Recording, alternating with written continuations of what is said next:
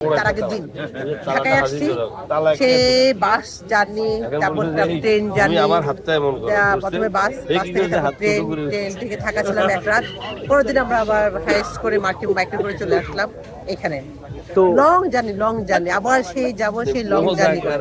তো টেকনাফ থেকে তেতুলিয়া আসার যে অভিজ্ঞতা এবং একই সঙ্গে কাঞ্চনজঙ্ঘা দেখাকে উদ্দেশ্য করে আসা, যদি কোনোভাবে দৃশ্যমান না হয় এবং সেটা নিজ চোখে দেখে যেতে না পারেন, তাহলে আফসোসটা কতটুকু? ছবি দেখছি, আমি দেখছি দার্জিলিং এ দেখছি, আর বাংলাদেশ থেকে দেখছি, ছবি দেখলাম, তো খুব ইচ্ছা ছিল দেখবো, কিন্তু না দেখে তো খুবই খারাপ লাগবে।